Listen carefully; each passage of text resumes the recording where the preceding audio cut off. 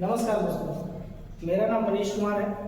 मैं अपने channel PCS अड्डा 24 में आप लोगों का स्वागत करता हूँ। आज मैंने ये चैनल बनाया है और मेरा प्रयास है कि मेरी पहली क्लास है जिसमें मैं आपको अपने उद्देश्यों से इंट्रोड्यूस करवाना चाहता हूँ। जैसा कि आप लोगों को पता है, ये PCS का जो एग्ज़ाम होता है वो पूरे स्टेट का सबसे बड़ा एग्ज़ाम होता है और बहुत से बच्चे इसके लिए तैयारी करते हैं। मैंने भी खूब तैयारी की है, मुझे इसका ठीक ठाक अनुभव है। इसलिए मैं सोच रहा हूँ कि जैसे जो बच्चे नए हैं, जिनको गाइडेंस की ज़रूरत है, जो PCS एग्ज़ाम की तैयारी करना चाहते हैं, मैं उनके लिए ये चैनल लेके आया हूँ। मैं प्रारंभ से प्रारंभ करूँगा और अंत तक लेके चलूँगा। PCS का एग्ज़ाम आप लोगों को पता है कि कितना टफ होता है, कंपटीशन ज़्यादा होता है और आप लोगों को पता है कि बहुत थोड़ी सी सीटें निकलती हैं जिसमें लाखों प्रतिभागी साथ भाग लेते हैं। लेकिन सिलेक्शन किसका होता है? लाखों प्रतिभागी भाग तो लेते हैं लेकिन सिलेक्शन कुछ लोगों का ही होता है। कारण उनकी स्ट्रेटेजी पढ़ने की, उनका पढ़ने का तरीका, उनको चीज़ों को अब्जॉर्ब करने का तरीका अलग होता है। वे उन चीज़ों को पढ़ते हैं जो एग्जामिनेशन में पूछी जाती है, जो एग्ज़ाम में पूछी जाती है।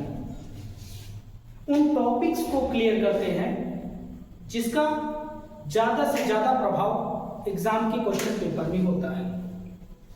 तो मेरे इस चैनल बनाने का उद्देश्य ये है कि मैं आप लोगों को फ्री के साथ साथ मेंस की भी तैयारी करवाऊंगा। और सिर्फ तैयारी इस माध्यम से नहीं कि केवल और केवल आपको थ्योरी पढ़ा दिया, आपको समझा दिया चैप्टर को, काम खत्म हो गया। नहीं, ऐसा नहीं। देखिए, आप जब तक एग्जाम क्वालिफाई नहीं कर सकते, जब तक आप एग्जाम क्वालिफाई नहीं करेंगे, जब तक कि आपको प्रैक्टिस नहीं होगी। क्या नहीं होगी? प्रैक्टिस। और प्रैक्टिस किस चीज की? क्वेश्चन को सॉल्व करने की। मैं जो पढ़ाऊंगा आप लोगों के लिए, मैं जो लेके आया हूं और मैं जो आपको पढ़ाऊंगा, उसका उपयोग आप विभिन्न एग्जाम में कर सकते हैं। क्योंकि ये ट्रेडिशनल GS है, जो कि जिसमें कभी कोई बदलाव नहीं होता। वो लगातार वैसे ही पूछी जाती है, चाहे वो रेलवे का एग्जाम हो, चाहे वो RRB का एग्जाम हो, चाहे वो पेट का एग्जाम हो, चाहे UPSSC का एग्जाम हो,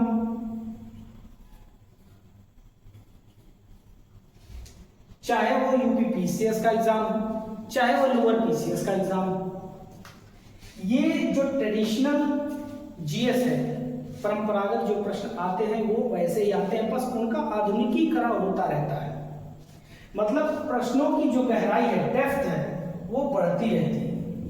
आप देखोगे कि बहुत से ऐसे प्रश्न हैं जो लगातार पूछे जा रहे हैं, रिपीट होते रहते हैं। कॉन्सेप्ट वही रहता है, केवल और केवल चैप्टर वही रहेगा, केवल और केवल प्रश्न पूछने का तरीका बदल जाता है। प्रश्न में डेप्थ आ जाती है, गहराई आ जाती है, बस। और बाकी सब वही रहता है। दो प्रकार से प्रश्न पूछे जाते हैं। पहला जो पूछा जाता है वो पूछा जाएगा आपके नॉलेज बेस्ड पे। नॉलेज बेस्ड मतलब मेमोराइज, आप कितना याद करने की आपकी कितनी क्षमता है, याद करने की क्षमता। पहला प्रश्न इस पे होगा। जैसे याद करने की क्षमता में जैसे कि डेट, फला घटना किस डेट को हुई, इसका मिलान उससे करें। कोई घटना इस डेट को हुई तो उसका मिलान कब हुआ, वो किससे मिलान करने के जो शब्द हैं, जो मिलान करने के लिए जो प्रश्न आते हैं वो ज्यादातर फैक्चुअल होते हैं, उनको याद किए बिना आप सॉल्व नहीं कर सकते हो। और कुछ जो होते हैं वो कॉन्सेप्ट बेस्ड होते हैं। अगर ठीक से आपने थ्योरी को नहीं समझा है, तुलनात्मक अध्ययन नहीं किया है, ठीक प्रकार से एक घटना का दूसरे कॉन्सेप्ट को नहीं समझा है तो आप दूसरे प्रकार के प्रश्नों को हल नहीं कर सकते। एक होता है कॉन्सेप्ट बेस्ड, जो कॉन्सेप्ट पे आते हैं, जो आपको कॉन्सेप्ट पे आते हैं। तो आप सोचिए कॉन्सेप्ट पे जो प्रश्न आते हैं वो कहां आते हैं?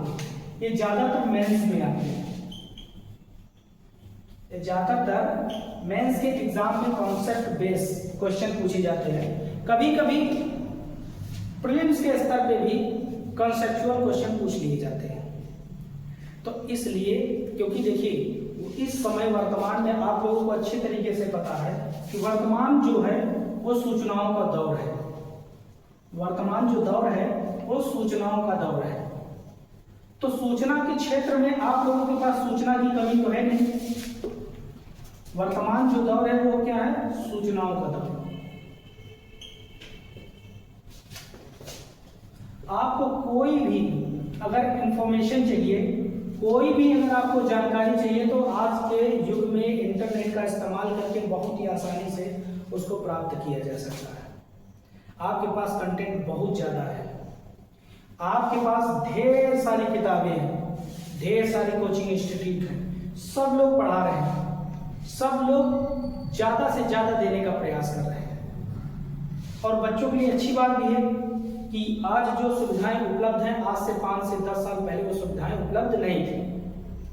तो इसका हमें लाभ उठाना है। लेकिन सूचनाओं के दौर में कौन सी सूचना हमारे लिए महत्वपूर्ण है, ये कैसे पता चलेगा? हमारे एग्जाम पर्पस से क्या महत्वपूर्ण है, यही छांटना हमारे लिए महत्वपूर्ण है। अगर हमने ये छांटना सीख लिया कि हमारे एग्जाम में क्या पूछा जा सकता है, किसकी संभावना ज्यादा है, किस प्रकार से पूछा जा रहा है, कितनी गहराई है, किस स्तर तक पढ़ाई करनी है, तो आप समझ लीजिए किसी भी एग्जाम को क्रैक कर सकते हैं। बिना इन प्रश्नों के उत्तर के आप किसी भी एग्जाम को क्वालिफाई या पास नहीं कर सकते। क्योंकि अगर आप सब कुछ पढ़ने के चक्कर में पढ़ोगे, जैसे कहते हैं ना सब कुछ पढ़ना, तो फिर आप कहीं नहीं पहुंचोगे। आपका रास्ता हमेशा ही खोया हुआ होगा। आप ये समझ ही नहीं पाओगे कि आखिर हम सब कुछ पढ़ते हुए भी सिलेक्शन क्यों नहीं पा रहे हैं। क्योंकि आपको सब कुछ नहीं पढ़ना है, आपको वही पढ़ना है जो एग्जाम में पूछा जाता है। एग्जामिनर जो चाहता है, जो परीक्षक चाहता है कि बच्चा इस तरीके के प्रश्नों को कैसे तैयार करे, उसकी बौद्धिक विकास कैसे स्तर का, वो कितना याद करने में सक्षम है, कितना सूचनाओं को इकट्ठा कर सकता है, कितने कॉन्सेप्ट को समझ सकता है, दोनों को मिलाकर ही हम आगे बढ़ सकते हैं। तो मेरा प्रयास यही रहेगा, मेरे चैनल बनाने का उद्देश्य यही है कि हम लोग उन चीज़ों पे फोकस करेंगे, उन चीज़ों पे प्रयास करेंगे, उन चीज़ों को समझने की कोशिश करेंगे जिससे हमें कम मेहनत में सफलता प्राप्त हो सके।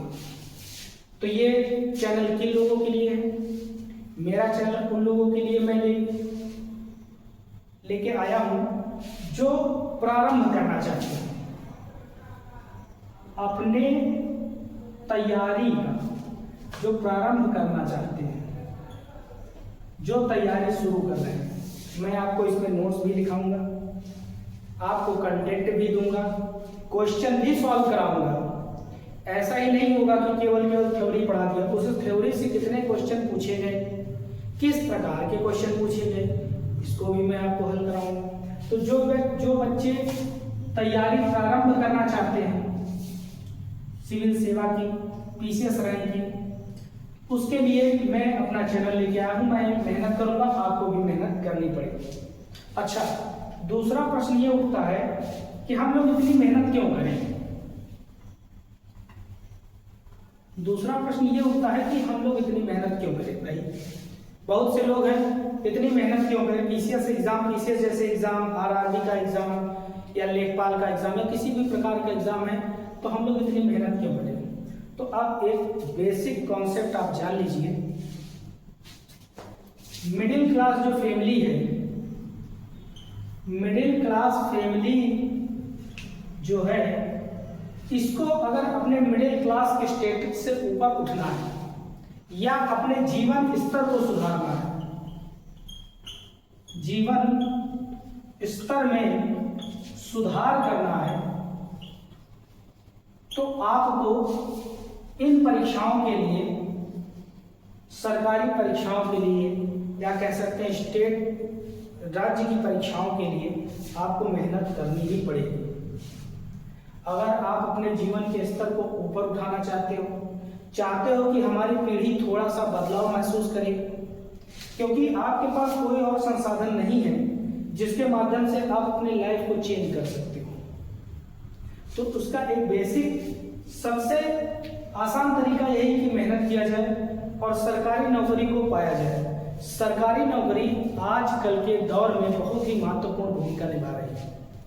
इससे आपके अंदर कुछ वर्षों के लिए, जीवन काल के लिए नहीं, लेकिन कुछ सालों के लिए आपको स्टेबिलिटी प्राप्त होती है, पैसा प्राप्त होगा, आर्थिक रूप से आप मजबूत बनेंगे, और जब मजबूत बनेंगे तो पीढ़ियां और आगे बढ़ेंगी, उससे आप जीवन में कुछ कर सकते हो। तो ये जरूरी है कि आप लोग मेहनत करो। जिनकी उम्र है वो जल्दी से जल्दी मेहनत शुरू करें और बहुत ही कम उम्र में सही रास्ते पर चलते हुए सफलता प्राप्त कर लें, तो उनका जीवन भी बदल सकता है। अब बात करते हैं मैं क्या पढ़ाऊंगा, इसके बारे में आप लोगों से हम बात करते हैं। तो देखिए, मैं आप लोगों के लिए आधुनिक भारत का इतिहास, मॉडर्न हिस्ट्री, आधुनिक भारत का इतिहास, जिसे हम मॉडर्न हिस्ट्री के नाम से जानते हैं, पहले हम लोग इसका ठीक प्रकार से अध्ययन करेंगे।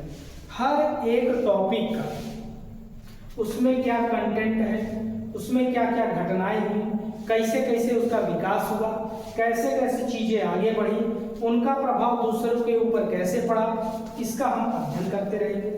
उसके बाद आगे चलते हुए हम भारतीय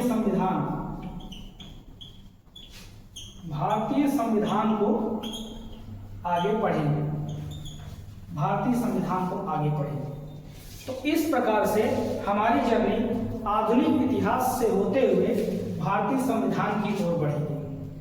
तो जो व्यक्ति पढ़ना चाहता है, मुझसे जुड़ना चाहता है और अपनी पढ़ाई को एक प्रगति के दौर में लेके जाना चाहता है, वो मेरे साथ जुड़ सकता है। मेरे साथ जुड़िए और पीसीएस का एग्जाम जो दिसंबर 2026 में प्रीलिम्स होने वाला है,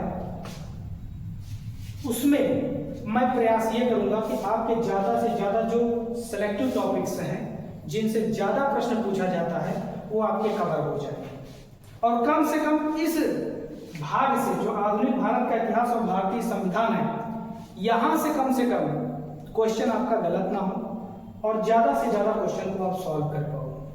सिर्फ प्रीलिम्स से ही नहीं, मेंस के स्तर पे भी हम मेंस के स्तर पे भी देखेंगे कि क्वेश्चन कैसे आ रहे हैं, कैसे कैसे चीजें पूछी जा रही हैं, कौन कौन से टॉपिक पूछे जा रहे हैं। क्योंकि सबसे ज्यादा बच्चों में प्रॉब्लम ये होती है कि ज्यादातर प्रीलिम्स तो क्वालिफाई कर लिए, लेकिन उनको मेंस में आने में बड़ी दिक्कत होती है, मेंस में फेल हो जाते हैं। और खासकर हिंदी माध्यम के जो विद्यार्थी हैं, उनमें और बहुत प्रॉब्लम है। क्यों? क्योंकि उनके पास कंटेंट नहीं, कंटेंट है तो इतना ज्यादा है कि उनको ये समझ नहीं आता कि क्या पढ़ें और कैसे इसको एक संगठित रूप में पढ़ाई करें, एक स्टैटिक वे में कैसे इसको पढ़ें, जिससे कि उनकी समस्या कम हो। तो सफलता का एक ही माध्यम है कि हमें रोज मेहनत करनी है, क्योंकि सफलता उसी को मिलती है जो रोज मेहनत करता है। एक दिन के मेहनत से, या सोचो हम 6 महीने या 2 महीने की मेहनत से किसी चीज को क्रैक कर लेंगे, तो ये एग्जाम, कोई भी एग्जाम हो, उसमें आपको लगातार मेहनत करने की आवश्यकता होती है। तो हम आगे आने वाली कक्षाओं में आगे आने वाली मैं कक्षाओं में आप लोगों को आधुनिक भारत के इतिहास से परिचय करवाऊंगा। क्या पढ़ना है, कैसे पढ़ना है और कितना पढ़ना है, इसके बारे में मैं आगे डिस्कस करूंगा।